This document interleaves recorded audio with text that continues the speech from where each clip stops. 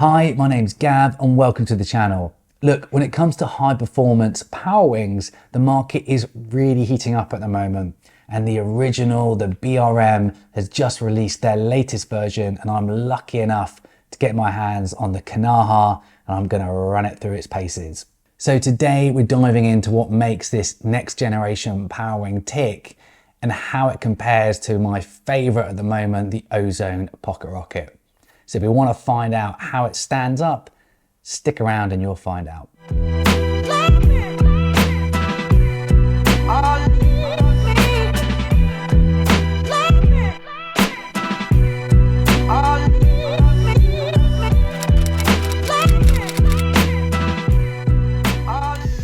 Okay, so it's important to know I have absolutely no affiliation with either Ozone or BRM. This is simply my opinions and my views of using a bunch of different power wings over the last 6 months or so.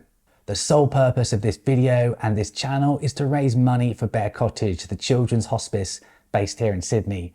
Please can you like and subscribe, share this video. The more you do that, the more money we can generate and help out this amazing cause. Now, on that note, I do want to do a shout out for brands that do support this channel, and that is North, Armstrong, WSS Boards, the Foil Board Company, and of course, Code Foils. Thank you guys. Without you, I simply couldn't do this. Now, just to set the scene, my reviews are based on hours and hours of riding in real world conditions with side-by-side testing.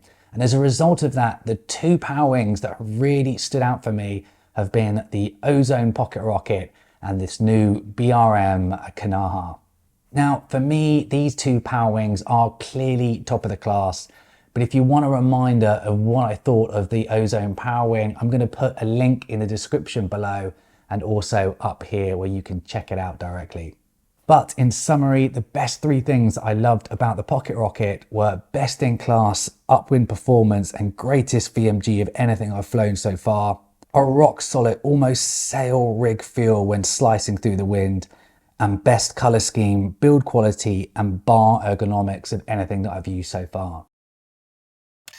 Okay, so where does the BRM shine in comparison? Well, interestingly, in very different areas. Now, the original BRM is still hands down the best wing to pack away. It seems to just disappear in your hands, and that is a combination of the short lines and also the material they've used. You'll be pleased to know that the Kanaha is no different. Its ability to be able to pack away from full flight to being stashed away in a belt is not only instantaneous, but it's effortless as well. And this is even in the bigger sizes. Now, this demands the emphasis that I'm placing on it because for me, this is the sole purpose of a power wing, to be able to pack it away, stow it, and then ride the bumps downwind with nothing on your hands.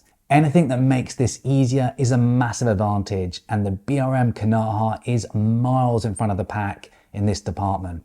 Now, initially, I did have concerns about the material they were using. I was concerned the longevity would be an issue, but that's not the case. My original BRM still looks and feels like new. Now, the second point I want to talk about, which is connected to the first, is the line length of the Kanaha. Now, with everything in foiling, there is a compromise, and the shorter the lines, the more twitchy it will feel and the less power you're going to have. Obviously, the advantage is that it's going to pack away much easier and it's going to be more maneuverable. So it's important to get that balance right. And the BRM Canaha has hit the nail on the head with this. This makes the draw to initiate the pack away a piece of cake. This is especially true if you're someone with short arms or indeed a poor technique. It's just one less thing to worry about, and it can be the difference between getting an instant pack away or messing around for ages getting the lines all tangled.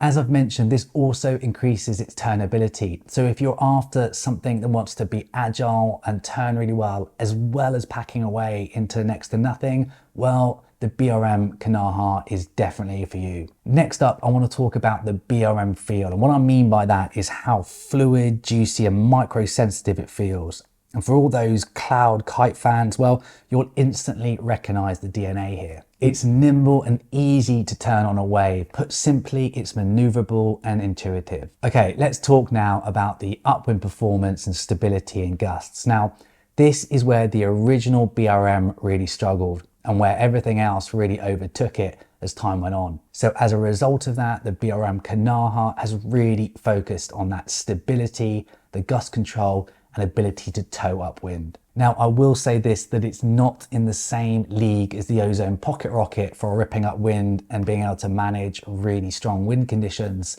but it's not far off. The bar pressure feels constant throughout, and you can really depower it off the front lines whilst maintaining steering control. Now, Greg and the team have clearly been working really hard to get this right, and it shows on the water. It's a joy to use in those extreme conditions where beforehand the original V1 would really struggle. Now, lastly, I want to talk about the bar and bridle system itself, and you'll notice that this will be both in my likes and my dislike section, because there are elements of it that are great, but there are still elements of it that are lacking, and we'll get into that in a minute. Firstly, the yoke or bridle has all the advantages of a pulley system, but with none of the drawbacks.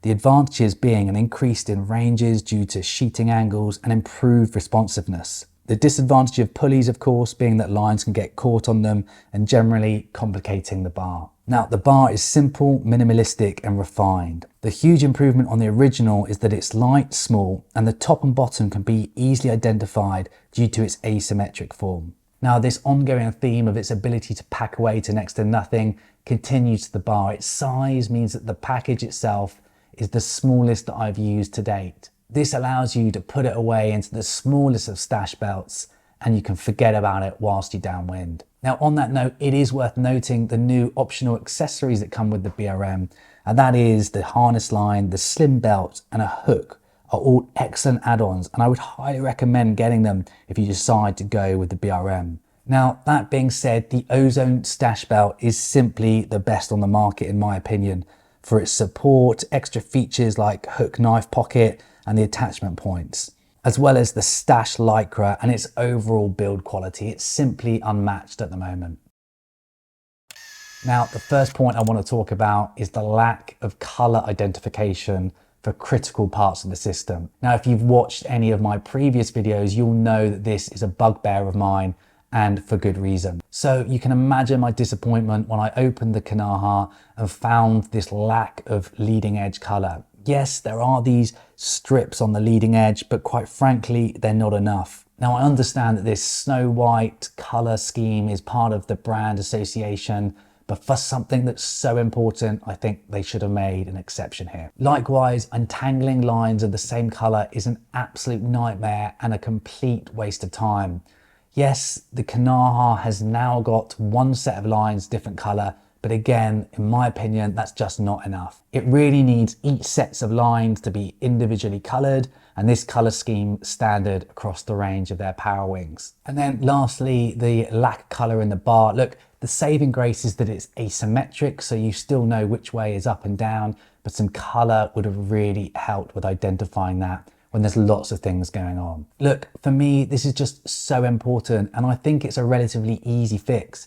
So I don't know why more brands aren't jumping on the bandwagon. Look, the only brand to get this bang on right is the Ozone Pocket Rocket. And every time I jump back onto it, it makes life so much easier. So please, can everybody follow the lead of the Ozone and make sure you have a consistent color scheme and things that stand out to make our lives easier. Now, the second point I want to talk about is actually the length of the bar itself. Now, I know that some people will absolutely love this, but for me, I found it too short. I love to ride with a harness, and I found myself when I was tacking and jibing, getting my hands muddled up. There simply wasn't enough real estate to be able to put two hands when you were overpowered. Now, interestingly, this is the only shortfall I found with the bar, because it still turned really well, and I think that's down to the genius of the yoke that they've introduced to it. But it was enough to make it a little bit frustrating for me. If you're somebody that doesn't use harness lines and you're going to be packing it away a lot, well, actually, this could be an advantage. But for me, that somebody likes to self-position, go upwind lots, I like to use harness lines. I like to be locked in, and a bar slightly longer would be more suited to me. Okay, so what is the best Parawing of 2025 so far? Well, for me, it's a dead draw.